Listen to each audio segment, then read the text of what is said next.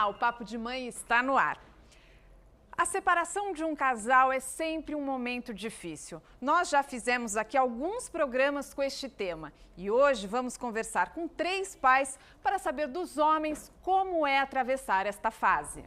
Roberta, normalmente, a gente sabe que é o pai quem sai da casa e perde aquela convivência diária com os filhos, como é o caso do Eduardo e do Fernando. Em situações mais raras, como a do Júlio, os filhos moram com o pai. E tem também toda a questão jurídica sobre a guarda das crianças. Veja os destaques do programa.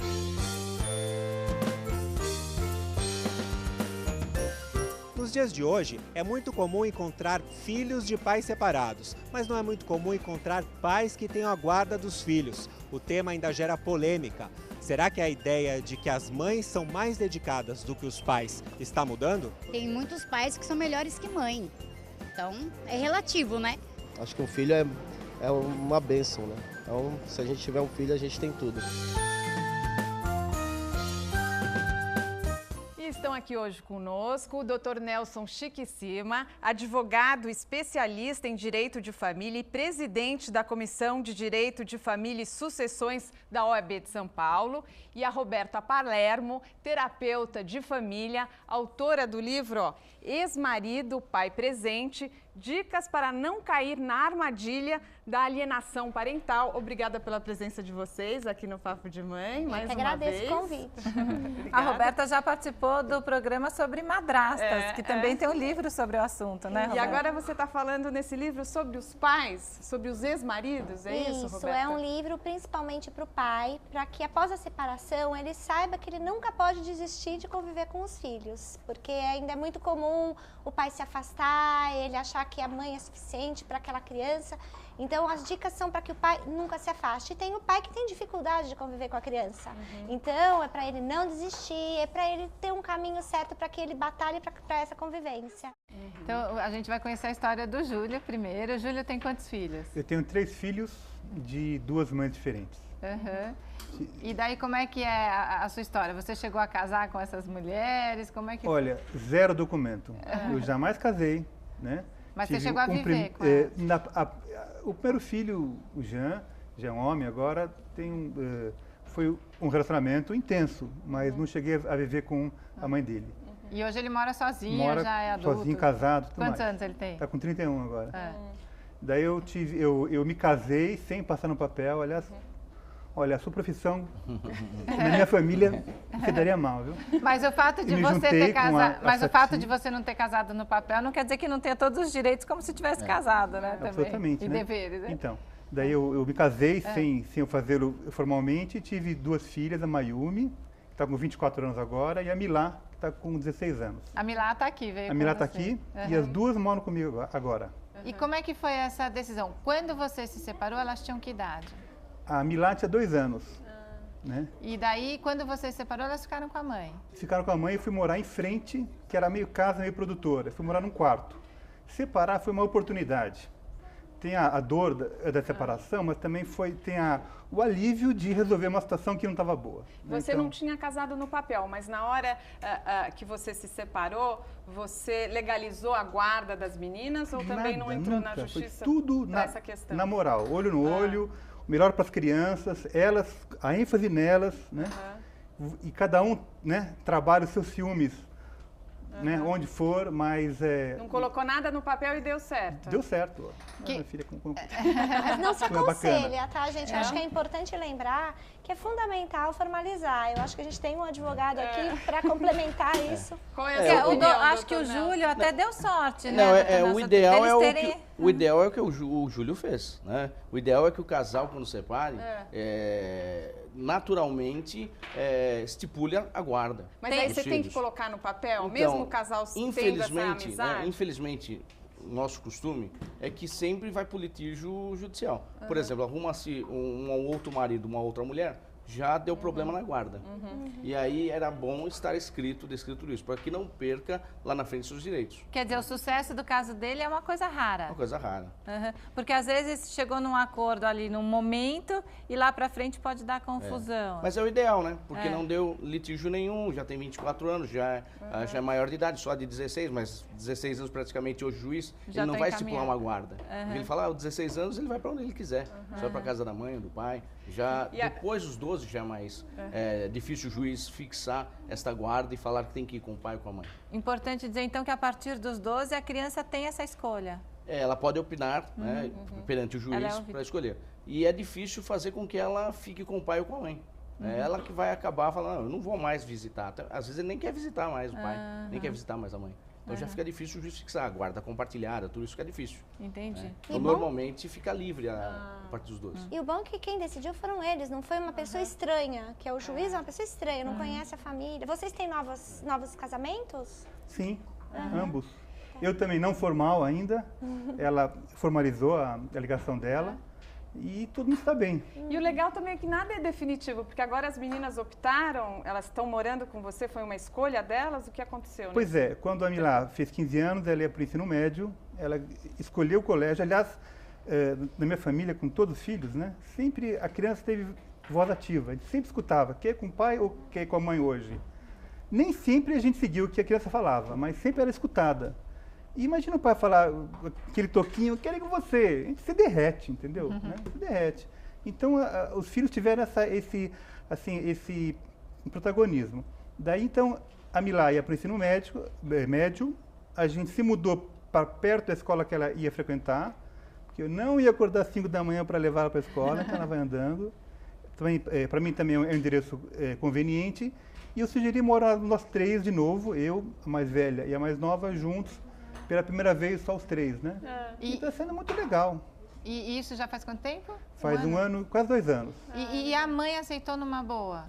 Ela fez parte desse acordo. Seria tão bom se todos os ex-casais É uma maturidade. entrassem num acordo. Acredito que não existisse mágoa, não existisse aquela questão, porque pós-separação com mágoa é quando fica mais difícil de entrar em acordo. Pior é quando usa as crianças na Isso. separação. São crianças que já são grandes, nós estamos falando de crianças de 4 anos, 5 anos, então já são crianças grandes.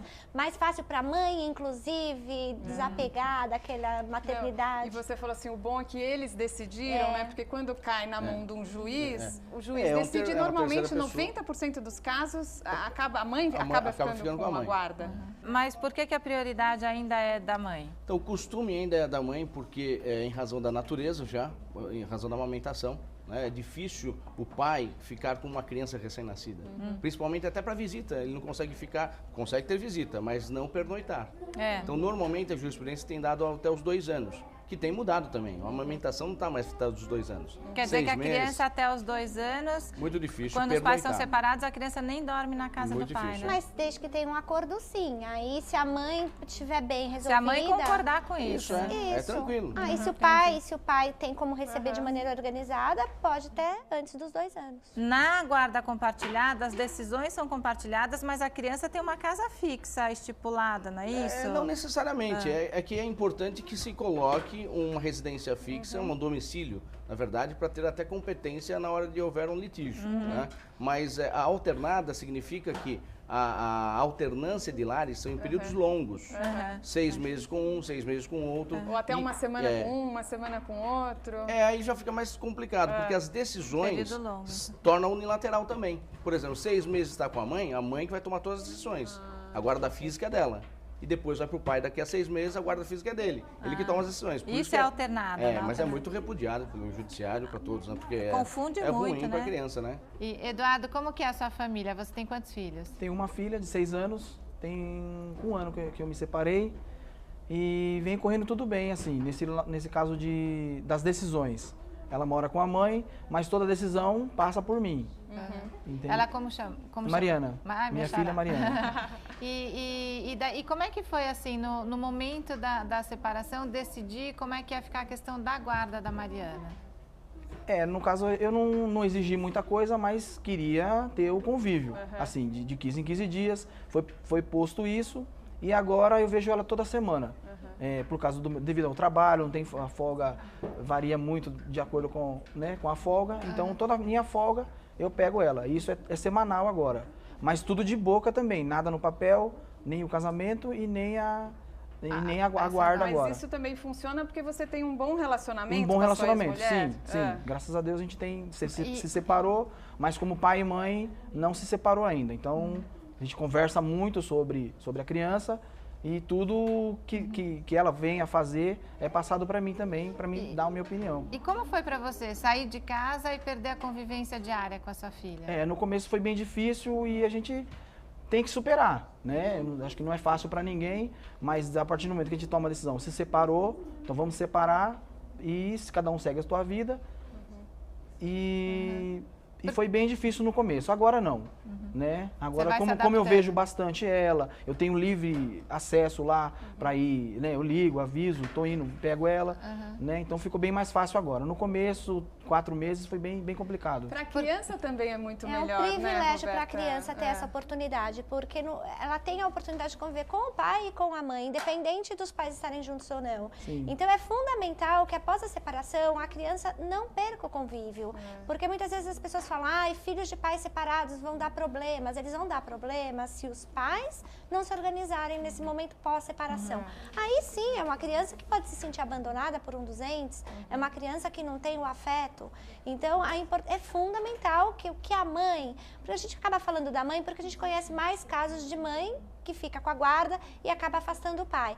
Ela tem que entender o mal enorme que ela faz para essa criança, que ela acaba prejudicando demais o próprio filho. E acaba envolvendo a criança nas brigas também, né? Isso, claro, quando assim, é uma separação porque acabou o relacionamento e tal, quando não tem outras coisas envolvidas, né? Porque são outros casos quando tem uma questão de violência ali no casal, né? Ou que envolva, sei lá, drogas, tal, que tudo isso tem que ser muito bem avaliado também, né? A gente costuma dizer que, na verdade, não é o direito do pai, é o direito da mãe, é o direito da criança, é o direito do menor. Sempre quando envolve o menor, o direito é sempre dele. Então, ele tem direito que o pai vai visitar ele, o pai ou a mãe vai visitar. E, doutor Nelson, o que vai mudar na prática com essa nova lei, com essa nova legislação tornando obrigatória a guarda compartilhada? Bom, teoricamente, né, é obrigatória e impositiva, não seria nada bom em tudo ser impositivo, né, seria de acordo, até que foi falado com o Júlio, seria dessa forma que seria importante, né, viesse naturalmente, não imposta, principalmente pelo juiz, mas vai mudar a situação de que se houver um litígio, o juiz pode aplicar a guarda compartilhada. Num litígio, processo judicial brigando pela guarda, o pai, a mãe quer ter a guarda, o pai também quer ter a guarda, o juiz pode falar, é a guarda compartilhada e ponto final. Agora, já existe julgado nesse sentido, mas é bem complicado, né? Porque vocês estão brigando, e aí o juiz impor a guarda compartilhada. Como é que eles vão se entender para compartilhar? Tem que obedecer. Eu acho que eu sou muito a favor de imaginar que existe uma lei. Eu acho que tem que ter uma estrutura até o judiciário. Até existe em alguns países, os Estados Unidos, ele é monitorado, né? Então existe psicólogos, assistência social acompanhando. Aí eu acho que é legal. Fazer uma mediação, Acho que o Fernando pode falar sobre esse assunto, porque ele é o fundador do Observatório da Guarda Compartilhada, né? Isso. Fernando, qual que é a sua história? Bom, eu vou contar um pouco da minha história e também, ao mesmo tempo, queria fazer um comentário um pouco das falas dos demais que me antecederam aqui, né? Eu vivi 2 anos em regime de união estável com a minha ex-esposa. Desse relacionamento nasceu meu filho, que tem hoje 3 anos de idade, né? Chama-se Felipe. Nós acabamos nos separando quando o menino tinha por volta de 1 ano e meio, né? A princípio, a separação foi muito tranquila. Vivemos um período subsequente de 10 meses de muita cooperação, de muita amizade, de muita troca, de parceria, até mais do que dentro do casamento, por incrível que pareça, né? Havia uma sinergia até muito maior.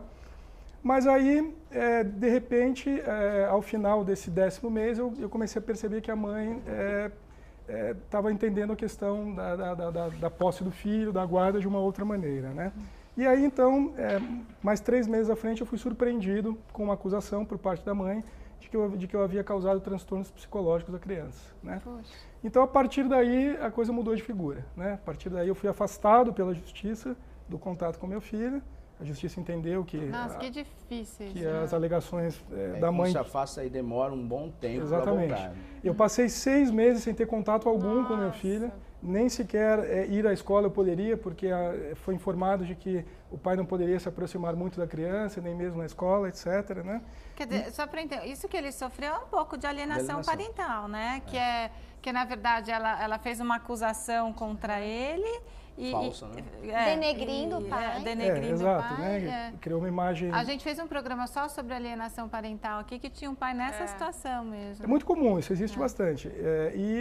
Bom, na sequência eu obtive uma liminar e hoje o que eu tenho? Hoje eu tenho um convívio de 15 em 15 dias, não tenho pernoite, porque a justiça entende que a criança é muito pequena e que, portanto, não pode ter pernoite, apesar de nós sabermos por alguns estudos de que isso não é verdadeiro, de que a partir dos 3 ou 4 anos de idade esse pernoite já pode acontecer, né?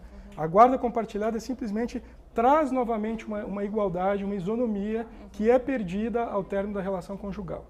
Infelizmente, os operadores do direito e a justiça brasileira confundem conjugalidade com parentalidade. Quer dizer, São campos completamente Agora, Fernanda, eu distintos. queria que você falasse pra gente o que você sentiu na pele, Sim. até para dar como exemplo para as pessoas que estão assistindo ao Papo de Mãe, quais são os prejuízos do pai que é afastado desse convívio para o pai e para o filho também, né? Quais são esses prejuízos? Sem dúvida alguma, o mais prejudicado é a criança, né? No meu caso, por exemplo, meu filho ainda é muito pequeno, ele ainda não tem muito entendimento, ainda bem, né?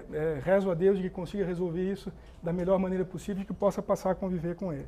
Para os pais, o dano é muito grande, seja esse pai, seja um homem ou uma mulher, tá certo? Acaba causando muitos transtornos de ordem psicológica, de ordem emocional, né?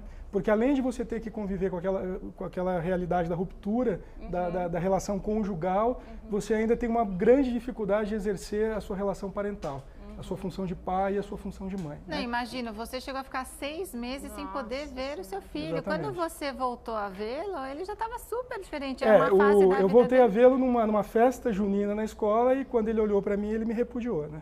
Não sabia quem era, porque Olha, era uma exatamente. criança. pequena. E daí, como é que foi para você retomar essa Então, conversa? eu obtive na justiça a liminar, né? E agora é definitiva Não, essa situação? não, Ainda nada de eliminar. não, meu processo é longo, meu processo Então você ainda está passando por muito eu sofrimento. ainda passo por muito né? problema. Eu tenho uma convivência super restrita com meu filho. Se nós calcularmos um período de 30 dias, eu passo 4% do tempo com meu filho. Os estudos internacionais que nós no Observatório coletamos preconizam no mínimo 35% de convívio para aquele genitor com o qual a criança não reside. Então, portanto, eu entendo que eu estou sendo muito prejudicado. Eu vou interromper um pouco, a conversa continua já. No próximo bloco vamos conversar também com o antropólogo Paulo Ramires. Fique agora com Marcelo Zanini, um papo pelas ruas sobre o tema de hoje. A Michele tinha 7 anos quando os pais se separaram, hoje ela está com 19. Então a maior parte do seu tempo você viveu só com a sua mãe, né? Você foi morar com a sua mãe. Eu moro com a minha mãe e com as minhas irmãs. Com meu pai eu não tenho contato mais. Como é que foi na época? Você lembra de como foi essa separação? Eu não lembro muito como é que foi, assim. Eu lembro mais pelo que as minhas irmãs lembram ou vagamente pelo que as pessoas dizem. Eu não tive muito contato nessa fase, eu acho que esqueci mesmo. E o que foi mais difícil, você lembra? Então, é porque eu era muito apegada com meu pai. Quando o casamento acabou, eu não tive mais contato com ele. Na verdade, depois de 7 anos, nunca mais falei com ele.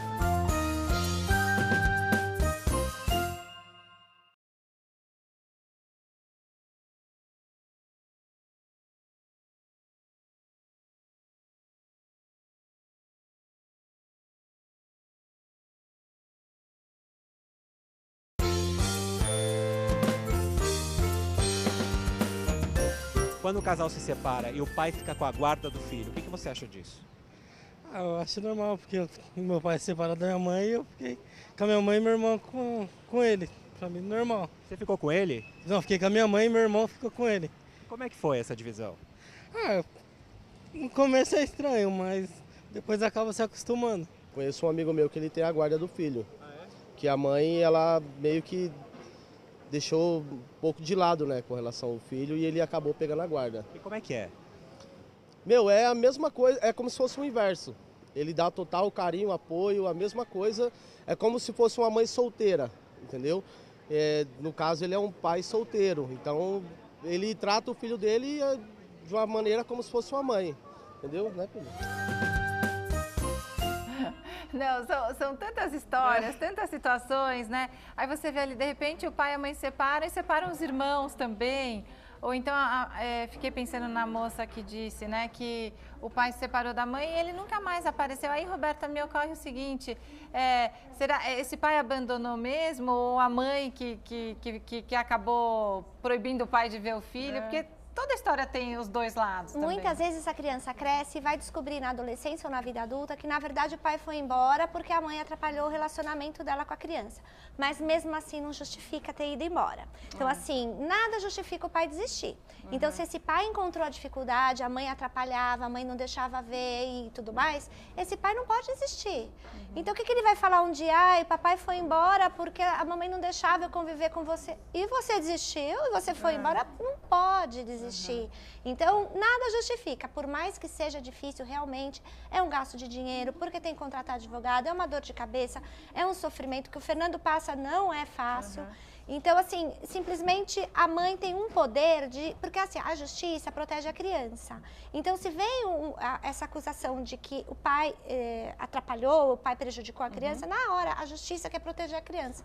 Só que, pera lá, isso é uma mentira. Então, esse poder dado à mãe, ela usa desse poder.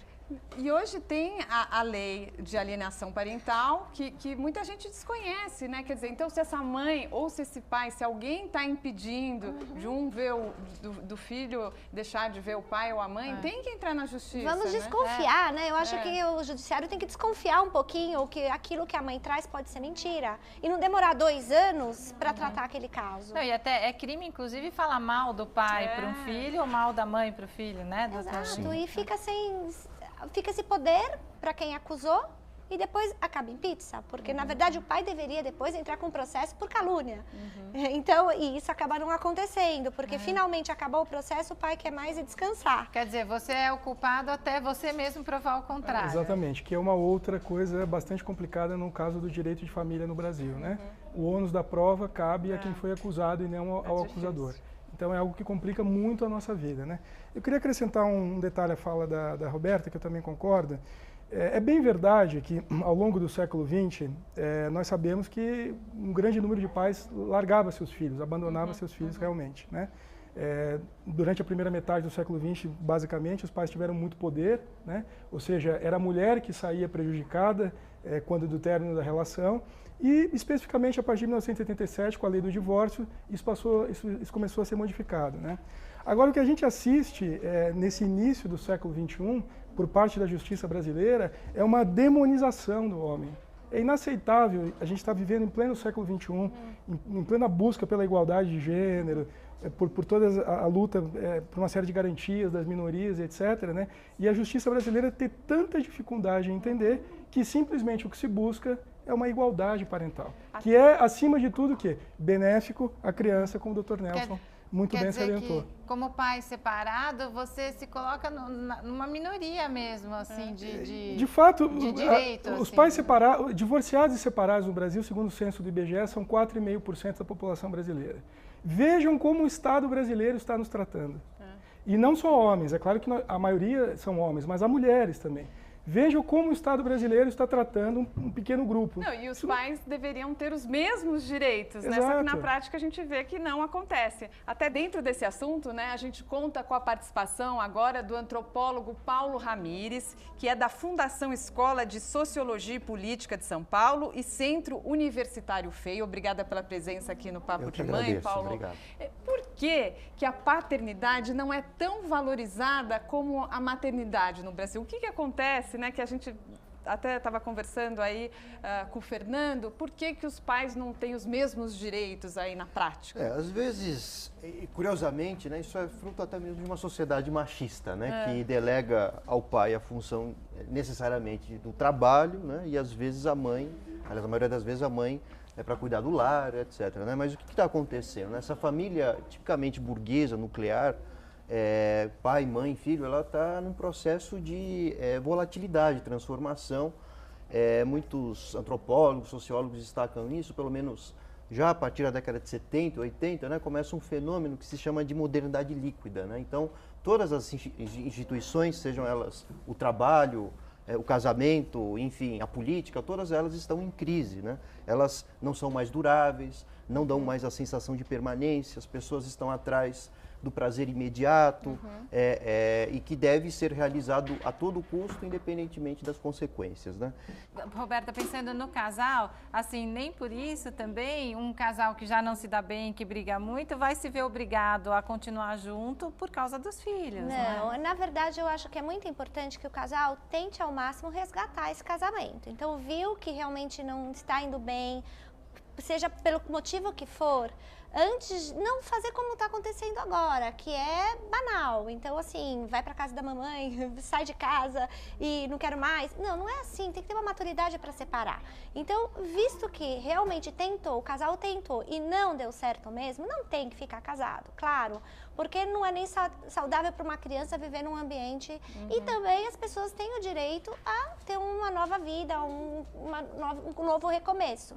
Então, sim, a gente tem que pensar que é possível separar, existe essa opção, mas não ser a torta direito, não ser dessa maneira que nós estamos vendo. Júlio, você percebe que a sua situação, ela é uma exceção até entre os seus amigos, Olha, entre as pessoas que você conhece? Sobretudo, assim, a gente não tem... O que a gente tem contato, né? Até está em discussão, né? Esse macho brasileiro que está em crise, né? Então, eu tenho contato com muitas pessoas, muitas mulheres que criam os filhos, sustentam os filhos, e os pais estão por aí, sabe quem é? Está ali, está logo ali, mas não tomam atitude, né? O pai não paga nem a pensão nem também, a pensão, né? é o que eu vejo com muita frequência entre amigos da nossa classe social. Né? E a gente ouve dizer também que nas camadas mais pobres da população, isso então é a rodo, né? O problema de alcoolismo, que incide mais sobre os homens do que sobre as mulheres, drogas, mais sobre os homens do que sobre as mulheres, mais incide aos ambos os sexos, é claro. Então a gente tem uma crise da família brasileira. Porque ainda acontece, a gente sabe o que acontece, as mulheres se tornam chefes de família, os pais realmente abandonam, acontece. E a gente fez as mulheres, não, olha, só não enche o saco. Tá bom, só não enche, tudo bem, você tá, só não enche. Agora, e de ter assim muita briga, muita confusão, até para... E porque acabam usando os filhos, né? Isso você vê? Pois daí vem o quanto que o homem e a mulher querem investir de energia nisso, né? E muita gente quer investir. Tem algumas forças poderosas aí, né? A doutora Roberta falou da mágoa, eu também falo do ciúme, né? Fica triangulando coisas. O quanto você quer despender de energia para resolver o que não está no campo, às vezes, né, de resolução, mas do distanciamento e olhar o futuro, não ficar agarrado no passado. Agora, um outro fator complicador é a questão do valor da pensão, né? Então, eu fico pensando aqui, será que também não é importante você legalizar isso para não ter problema depois no futuro também? Porque gera muito conflito, gera né? muito conflito. É importante sempre fazer. Mas deixa eu fazer só duas observações, o que o Fernando falou, da guarda alternada, que não há no ordenamento jurídico, na verdade não há de forma expressa.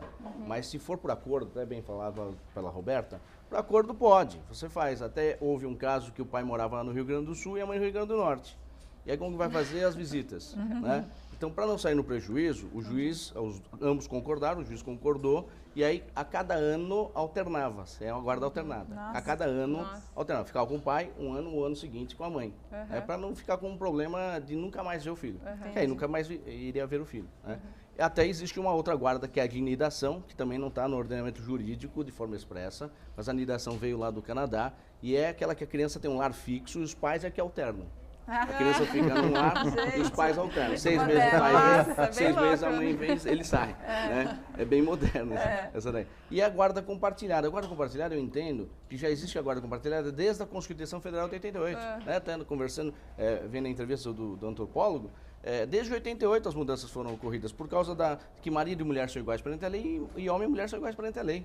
Desde a Constituição de 88. Então já havia essa possibilidade de pedir guarda compartilhada. Tanto é verdade que existem vários julgados de guarda compartilhada antes da lei de 2008. Então, por causa da Constituição Federal. Agora, a pensão que é uma questão complicada. Por isso que é importante colocar no papel. Exatamente. Porque você salvaguarda os direitos do menor. Na hora de fazer a execução é muito mais simples do que entrar com uma ação de alimentos. Porque o que a gente vê é que sempre gera conflito, porque a mãe, se ficou com a guarda, sempre vai reclamar que o pai está pagando pouco e o pai sempre acha que a mãe está pedindo muito. Pensão vai ser sempre muito para quem paga e pouco para quem recebe. Sempre essa. Também deveria chegar num consenso, né? Um consenso. Fora aqueles alimentos que são altos, né?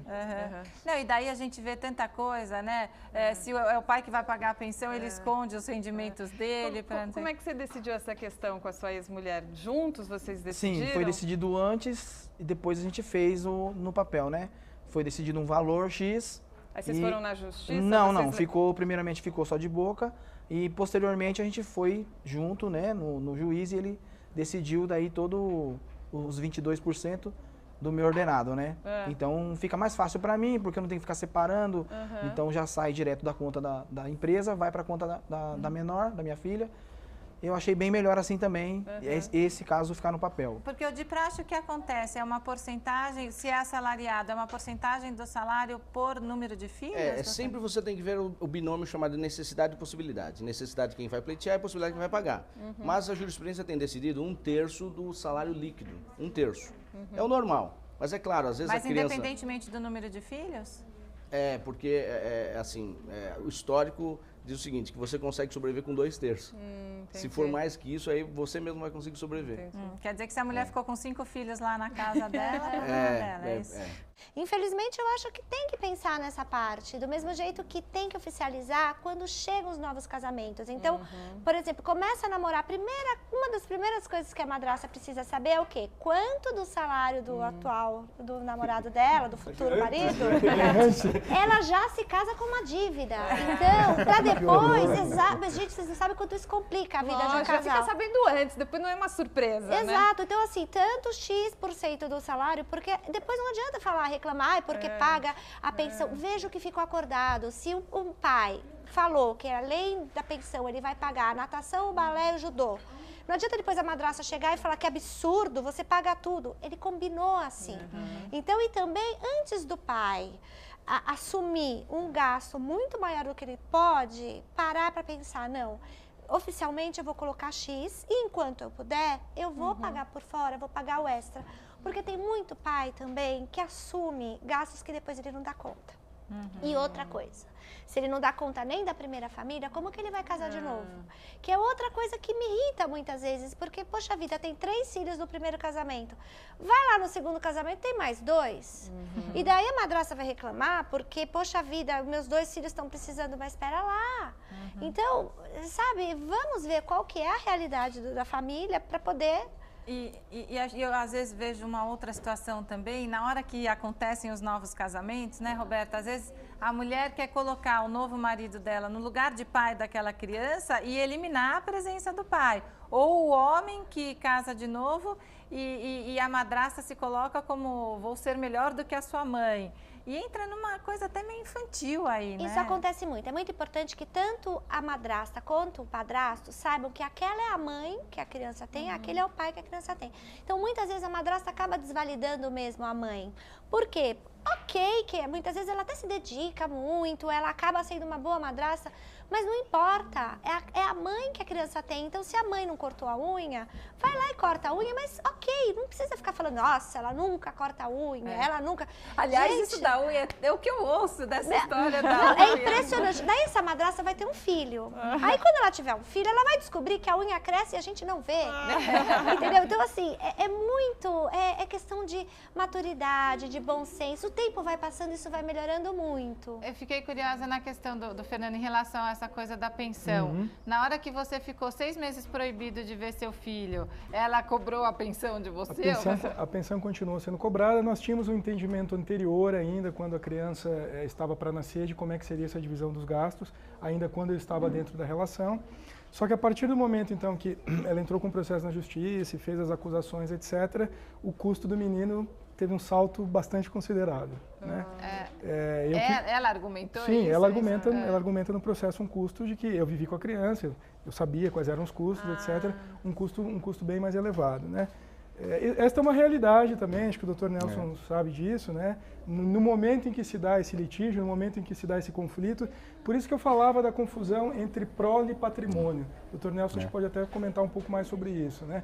A partir do momento em que se cria essa animosidade, que os processos dão entrada na justiça, fica uma mistura muito complicada do que é do campo conjugal e do que é do campo parental. E as barganhas não, né? As lutas começam, as disputas começam e fica um terreno muito cinzento, como a Roberta acabou de comentar. Tá legal, eu vou interromper então e a conversa continua daqui a pouco. Hoje estamos conversando com pais sobre separação. Eu não vejo o direito só da mãe nem só do pai. Os dois são pais, então os dois realmente eles têm que compartilhar, né? Para falar a verdade para você, concordo e também discordo. Por quê? Porque digamos que entre o casal houve uma separação porque um dos dois era alcoólatra ou drogado, enfim, um problema sério. Eu, como pai, eu não deixaria de forma nenhuma a minha ex-esposa, se fosse no caso dela, fosse, nesse caso, ter a guarda de um filho meu. E acho que também mulher nenhuma concordaria em deixar seu filho um final de semana com um drogado ou alcoólatra, enfim, uma pessoa que tivesse algum tipo desse problema.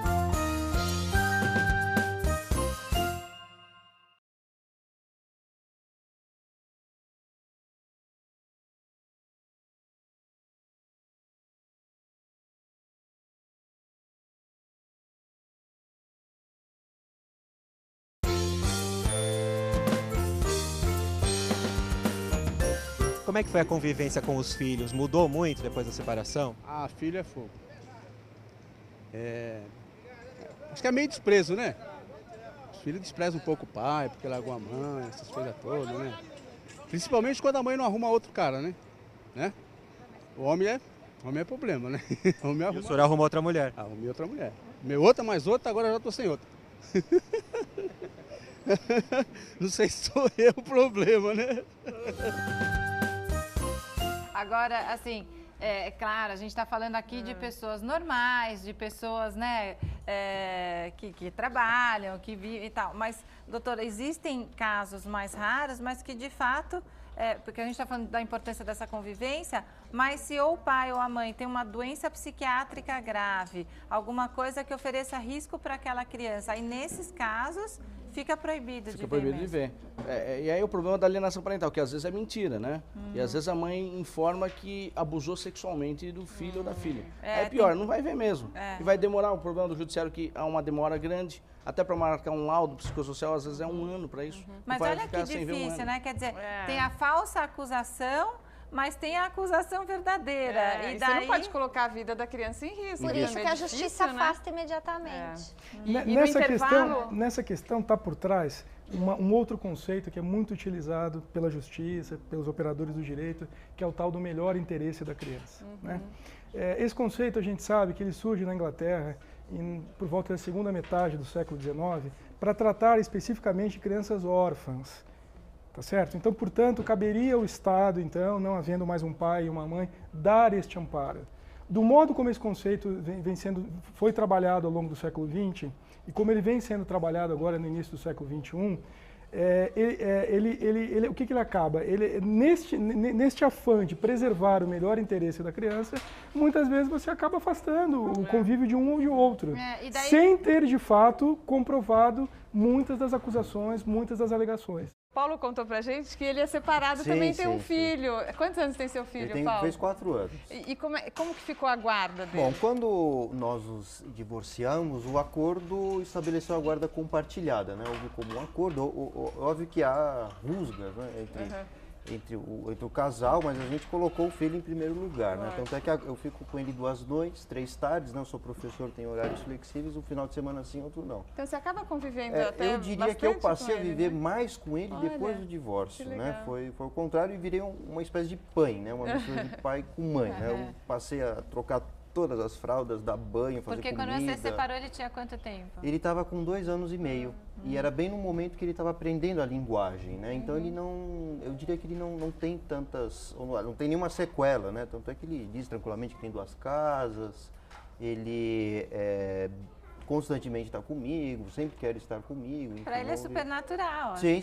Então ele não perdeu nada, né? Digamos assim. Né? Você ganhou, né? Sim, eu mesmo quis ser professor com esse objetivo também, de conseguir ficar um bom tempo com o meu filho. E você que legal. Não, é importante isso que ele falou, de ver que o pai também quer conciliar a profissão com a paternidade, não é só das mães. Eu sempre me planejei nesse sentido, né? Bom, se eu for crescer, quero ser professor dificilmente dá aula à tarde, né? Geralmente é manhã ou noite, né? Quando a gente dá aula na universidade, né?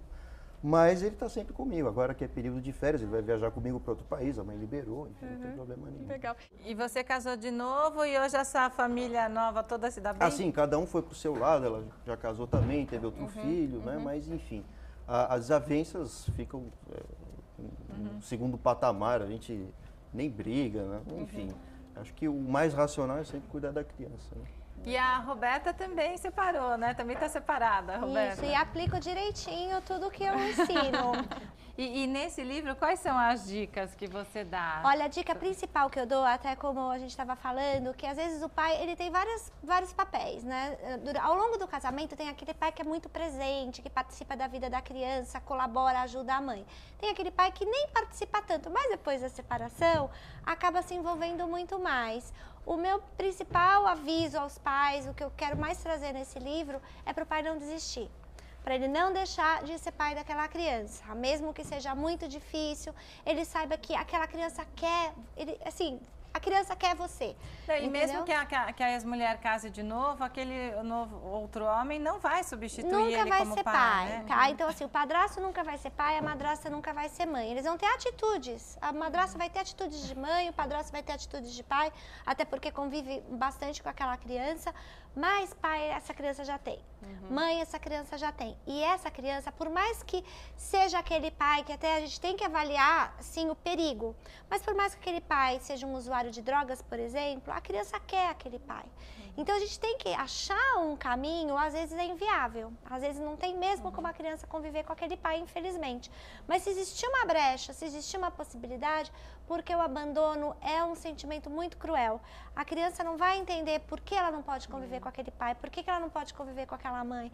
Então, tentar de tudo, se realmente não dá, ok, mas porque é a criança que vai sofrer aquela perda. Então a gente vai pegar alguém que tem um exemplo bom aqui, que é a Milá, porque ela tem pai, tem mãe, tem padrasto, tem madrasta. Isso. E tem irmãos postiços, é isso? Conta pra gente. Muitos irmãos postiços também. Como que é a sua família? Vamos ver se a gente vai entender. Então. Bom, eu tenho uma irmã por parte de mãe e pai, e mais um irmão por parte de pai. Fora isso, eu tenho as filhas da minha madrasta, que são 2.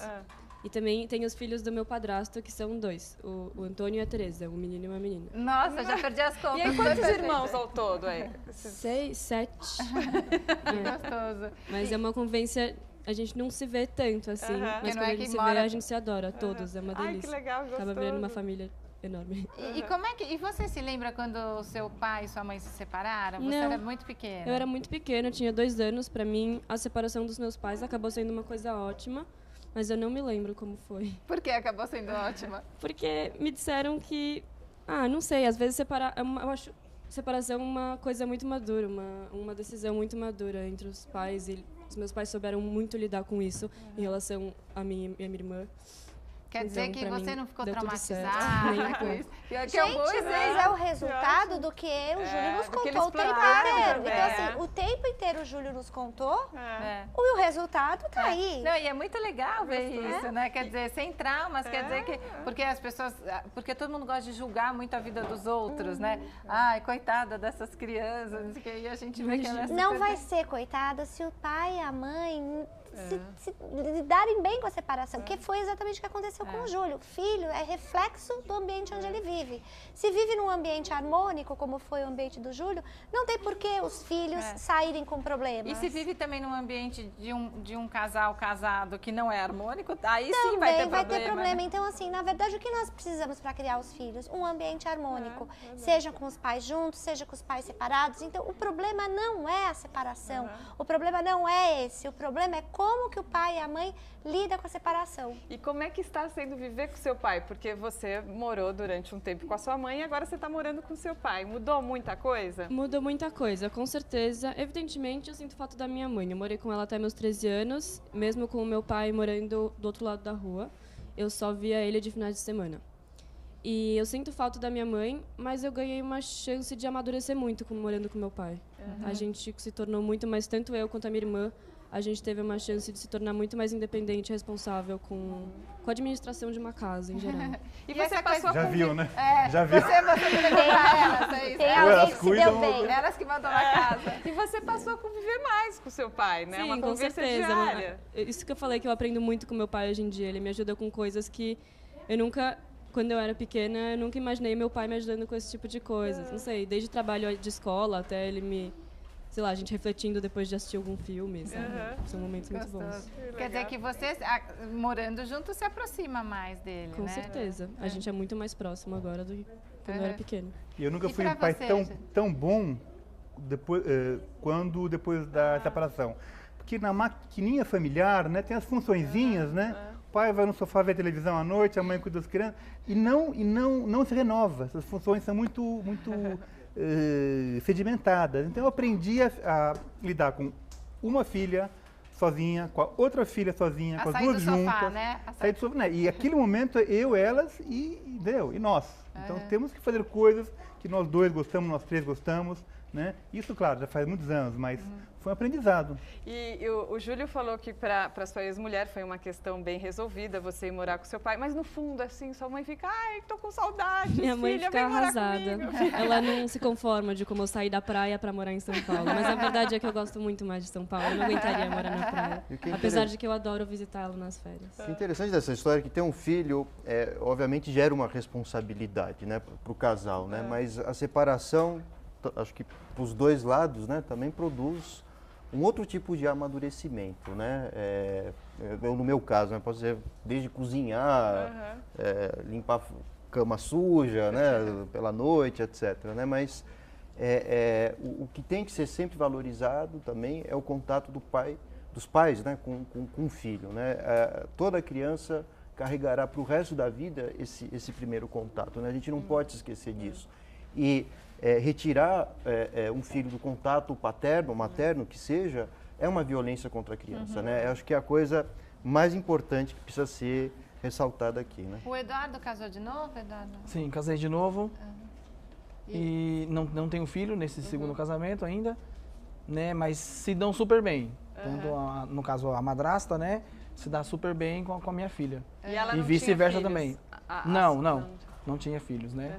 E você pensa em ter mais filhos? Sim, penso em ter mais um filho com essa minha atual esposa. E a sua ex-mulher casou de novo também? Não, ainda não. Não? Não, ainda não. Mas eu creio que cada um vai seguir a sua vida, né? E o Fernando casou de novo? Não, também não, por enquanto não. E ela casou? Também não. Também não. Alguém aqui, além da Milá, é filho de pais separados? Eu sou, e eu tive uma madrasta que foi bem difícil. Então, essa experiência minha como enteada foi o que mais me inspirou para ser uma boa madrasta. E o Dr. Nelson tem um filho pequeno, né, com 6 anos. 6 anos. O Dr. Nelson já veio várias vezes aqui, a gente falou, tem que trazer, né? Como que ele chama? Nelson também. Então, não trouxe ainda. Infelizmente chegou ao fim o programa. Eu vou ler aqui só 2 comentários de telespectadores que eles sempre escrevem pra gente e a gente, né, promete que vai falar aqui e mandar um beijo. Então hoje eu vou mandar um beijo pra Joyce Batista, que é de Brasília. Diz que assiste ao Papo de Mãe, que ama o programa e que ela ficou sabendo do Papo de Mãe por uma amiga que indicou, resolveu assistir e ela adora. Um beijo, Joyce. Ela tem uma filha Sara de 3 anos e a Maria Luísa de 8 meses. E também, olha, o Giovanni Azevedo, ele é super atuante na fanpage do Papo de Mãe, todo dia curte a gente lá, faz os comentários. Ele disse que descobriu o Papo de Mãe através da TV Brasil, que foi por acaso que ele acabou virando fã do programa, que é maravilhoso. Ele é de São Pedro da Aldeia, no Rio de Janeiro. E manda um beijo pra gente, viu? Obrigada, viu? Que diz que a gente conduz muito bem as matérias. E ele manda um beijo para as filhas, a gente também manda um beijo para suas filhas, a Thaísa e a Stephanie. Obrigada, viu, Giovanni, sempre pela sua participação. Então, vou passar uma última rodada com vocês para quem quiser divulgar os sites, o trabalho, mandar beijo, fiquem à vontade. Milá quer mandar um beijo para a mãe, então? Tá com saudade da sua mãe? Eu vou mandar um beijo para minha mãe e para minha irmã, que não pôde estar aqui hoje. Como é que elas chamam? A minha irmã chama Mayumi e a minha mãe chama Sati. E o Júlio? Eu mando um beijo para a audiência em geral. Legal. Quer divulgar? O Júlio é professor, né? Eu sou professor da PUC de São Paulo. Uhum.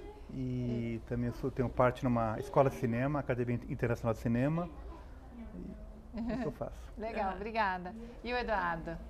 Queria mandar um beijo pra minha filha, Mariana. Pai te ama, tá?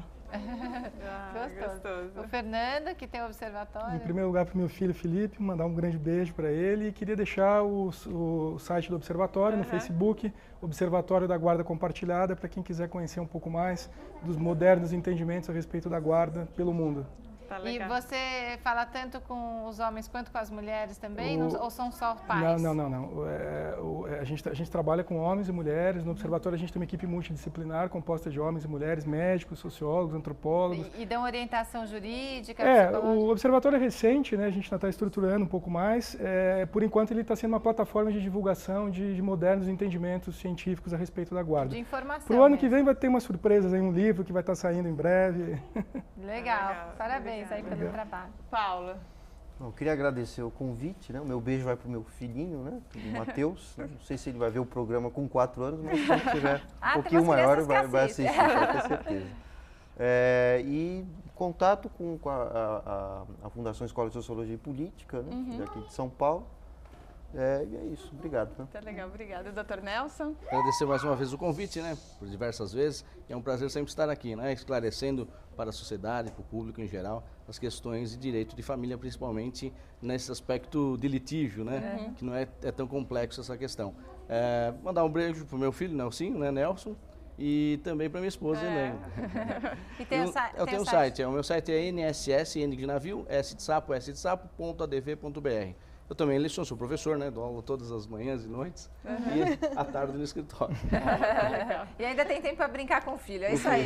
Tem que conciliar, né, a paternidade com a carreira. E a Roberta? Agradeço mais uma vez o convite. Convido todos os pais, mães, madrastas, padrastos que estejam vivendo algum tipo de conflito ou até que tenham experiências boas e vir conversar conosco no Fórum das Madrastas, que está na internet. Basta procurar nos fóruns de busca, nos sites de busca Roberta Palermo ou Fórum das Madrastas. E o Pedro tá com quantos anos? Pedro tá com 12 anos. Mocinho já. E o livro tá nas livrarias? Isso, nas livrarias. Tá legal, tá ótimo. Dá para comprar online também nas livrarias. Tá bom. Então, olha, obrigada mais uma vez a todos por terem vindo.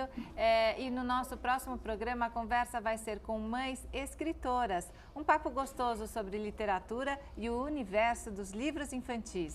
Aqui no estúdio, uma das nossas convidadas será a escritora Ruth Rocha. Você não pode perder. Semana que vem tem mais aqui na TV Brasil. Até lá. Até. Obrigada, gente. Obrigada, viu?